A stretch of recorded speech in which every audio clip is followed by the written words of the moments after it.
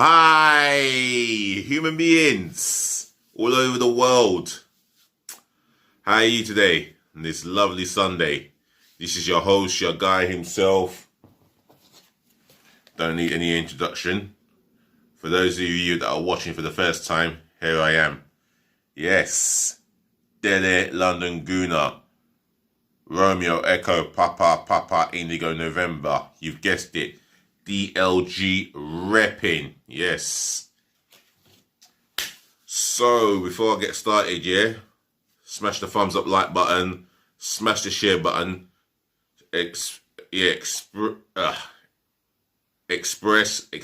the love, or share the love to your friends and your relatives. Flood my comment section with your thoughts, your messages of your own, etc. And do remember to subscribe to my channel. That's DLG Reppin. Smash that subscribe button left, right, and center galore. So my content today is on referee. She goes by the name of Stephanie Frappart, or Frappart, as it's pronounced in French, because she became the first female official to referee a men's World Cup qualifier between the Netherlands, known as Holland, and Latvia. England manager Gareth Southgate does not blame Thierry Henry from disabling his social media accounts, and he's urged others to consider doing the same. And after that, the next bit of news, and the last bit of news, will be the transfer gossip. So, just bear with me. I'm going to read up on what I've been... Oh, this thing. Tablets. Got the tablet back now. Hey! So, we're going to read up a bit on that. See if I can find it. There we go. On Sky Sports News. It's come up on the app about Stephanie Frappart. Now, Stephanie Frappart is a referee, a match official, and now she has paved the way for quite a lot of women around the world who would like to referee in a men's or women's game. Well, this is it. Stephanie Frappart reached another milestone on Saturday when she became the first female referee to take charge of a men's World Cup qualifier during the Netherlands 2-0 win over Latvia in Amsterdam. Steven Berghuis and Luc de Jong scored either side of half-time as the Netherlands got their 2022 Qatar World Cup qualifying hopes back on track after a 4-2 defeat to Turkey in their opening match.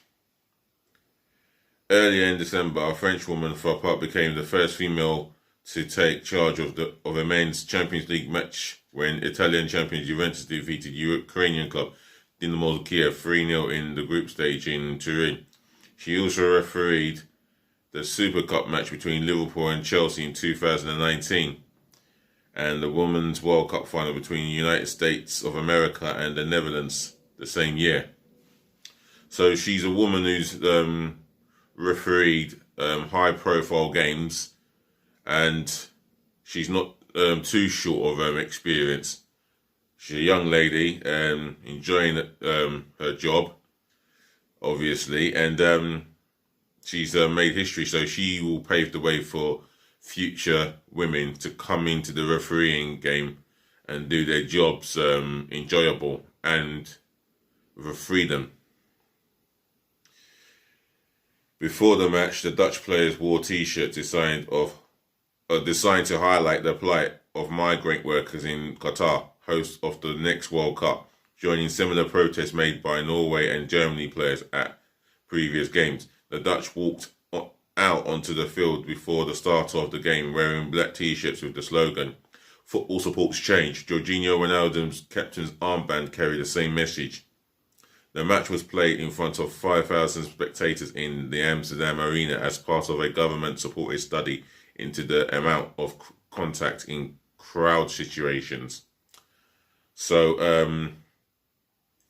that's a good start with 5,000 spectators, separated by the 2 meter rule, and it's only for their own health and their life. You know, it's all about saving lives right now. And while it's great to have some spectators there, we're going to have to see how it develops, hopefully from a positive perspective. The Dutch now meet Gibraltar in their next group's game on Tuesday, while Latvia visit Turkey. Well, it's refreshing that we have a referee in the name of a female referee in the name of Stephanie Frappart, who is now the first female referee to do what she had done in the World Cup qualifier involving Holland and Latvia. I don't know what her performance was like. I believe she did as good as she did, and there's a future for the Dutch. Well, there's a future for all referees. You know, I know that she's from France. I don't know how old she is. She refereed a Champions League game between Juventus and Dynamo Kiev. She refereed the last female World Cup between USA and the Netherlands. So she's not short of any experience. So she has the experience to cope with high-profile games. So I would encourage any woman or any woman out there who feel that they can't achieve what Stephanie Frappart did, think again and be inspired. Right, moving on to other news, and that's England manager Gareth Southgate. He's had his say about Thierry Henry's decision to disable these accounts. And Southgate it says here, Southgate asks players to consider joining Henry boycott. Well, I'll tell you what, it's encouraging. I think it's a big decision, but the right decision for Thierry Henry to disable these accounts. And I'm going to read here what's been said by Gareth Southgate. England manager Gareth Southgate has backed Thierry Henry's decision to quit social media and asks his players to consider doing the same thing. For the former Arsenal striker, Henry announced he was disabling his social media accounts this week because of the toxic atmosphere that has been allowed to manifest on these platforms due to the lack of action taken against racist abuse and bullying behaviour. Southgate says he made a conscious decision to come off social media when he became England under-21 boss in 2013, because I didn't want to be reading the sorts of messages that I knew would be landing in my inbox.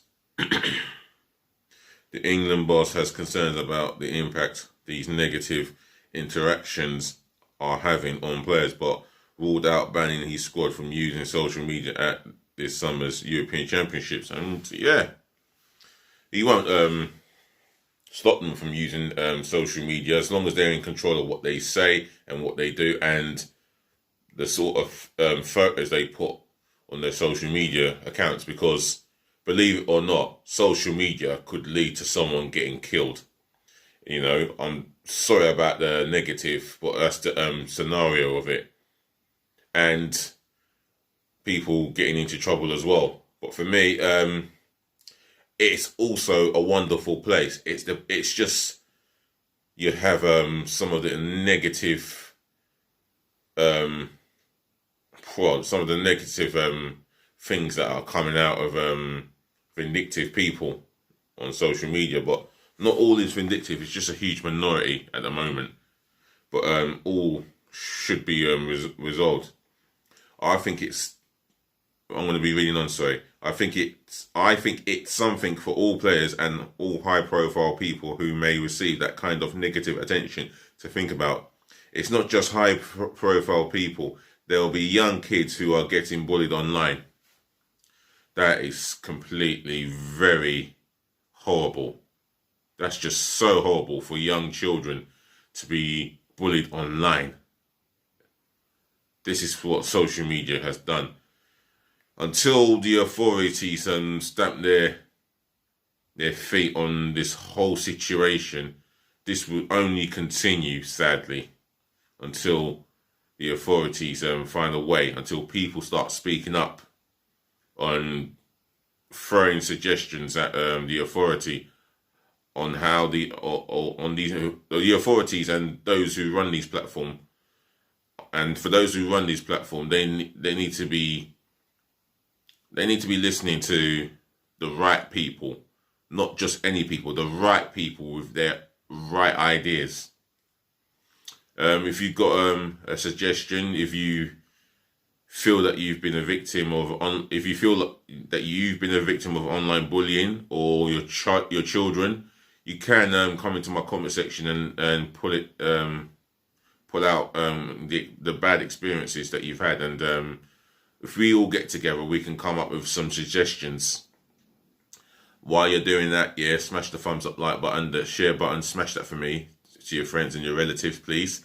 And do subscribe to DLG Reppin. That's myself and I only. Thank you.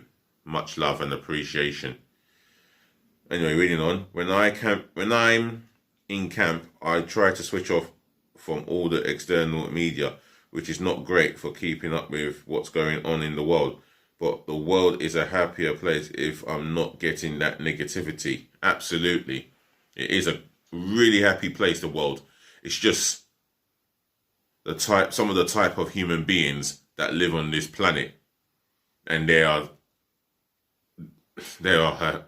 a minority of human beings that make me fucking sick to the stomach. And do excuse my language.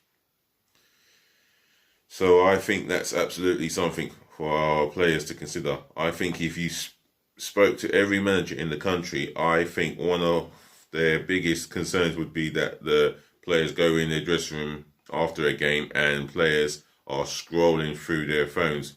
And it's a vulnerable moment for people if they've just played a game and they are tired and fatigued. What voices are they listening to? Absolutely. Good question there. They could be listening to certain things that are being said. And it's just mainly vindictive and ignorant people that haven't got anything better in their lives to do other than to dish out disgusting abuse on, for example, I was at the Emirates when we drew 2-2 with Palace last season. I saw Xhaka behave unprofessionally, and yet it was all due to the fact that the social media abuse online has got to him, which was disgusting. You don't abuse himself even, let alone his wife and his children. Someone said that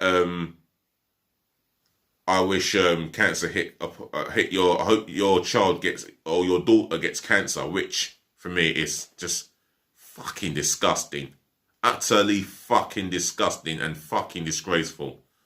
I hope they catch that culprit and ban him from all platforms of social media. And if he's a season ticket at Arsenal, which I believe is an Arsenal fan, which makes me even more ashamed to say this. Ban him from not just Arsenal Football Club, but all football clubs up and down this country, or up and down Great Britain, whoever this moron is. So it's just stuff like that just makes my blood boil. But what can you do? The question should be, what can we do to tackle these so-called keyboard warriors?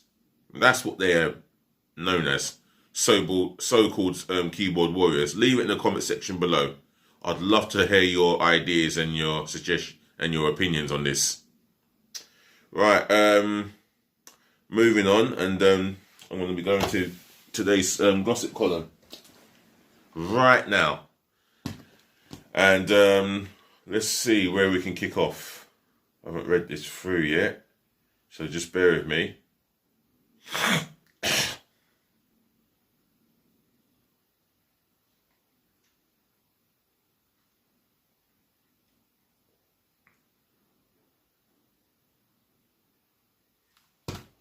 All right, starting off with Marsa or Marca.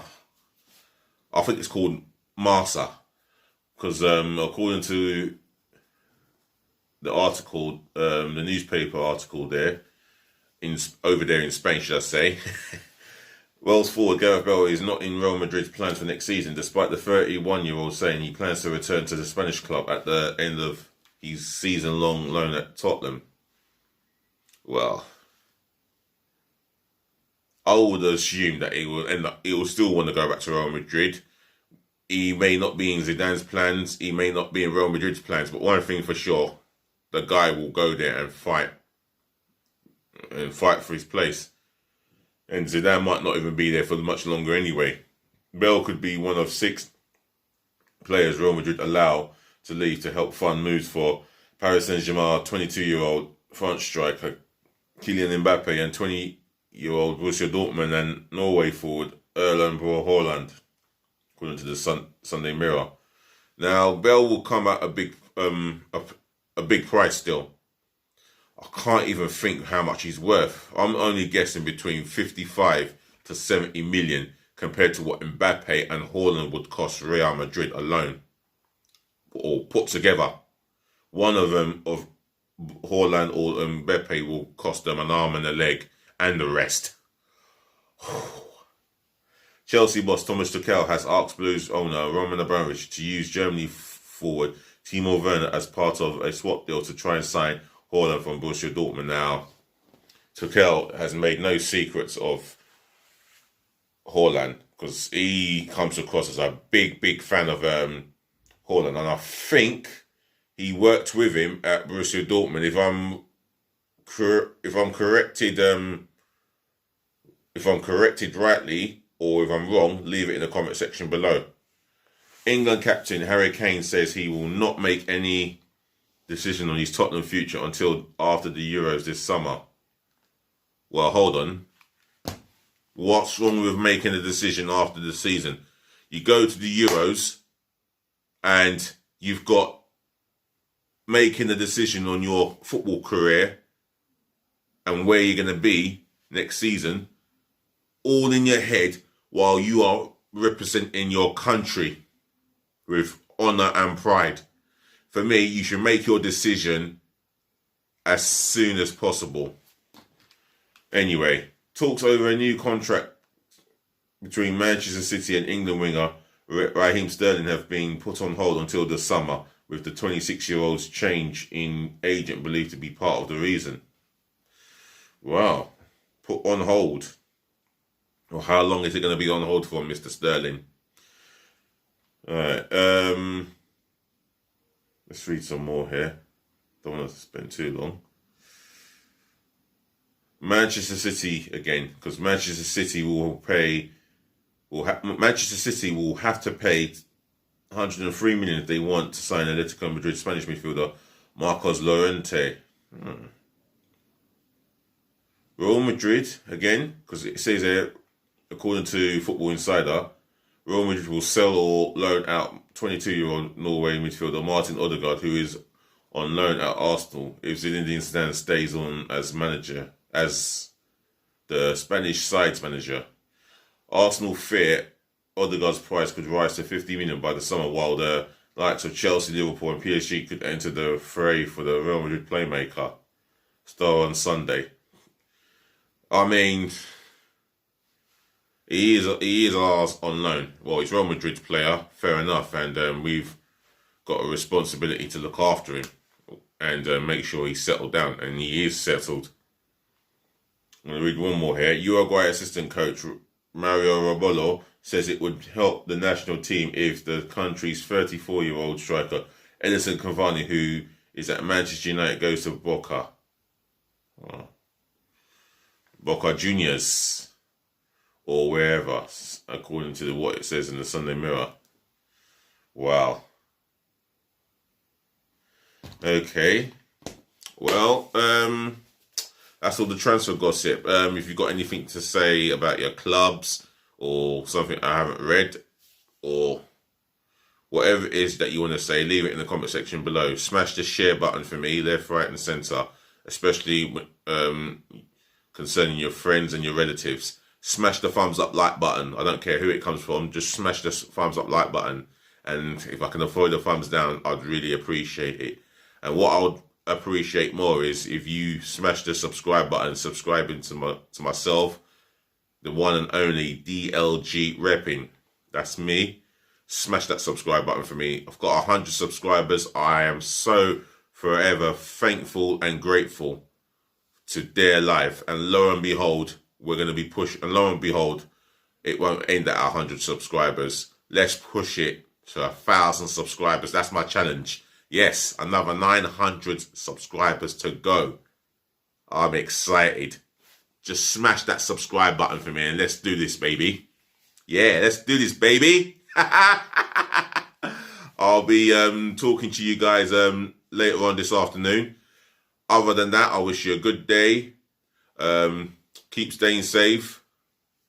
Be good to yourselves. Be good to others.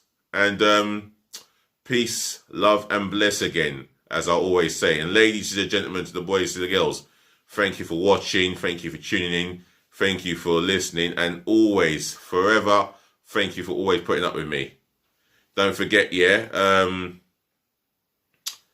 this Friday I'll be doing my team preview. Yes, team preview of Arsenal v Liverpool. And what is it I said? Bring back the Premiership. Bring back the Premiership. Bring back the Premiership. Bring back the Premiership. Otherwise, be nice.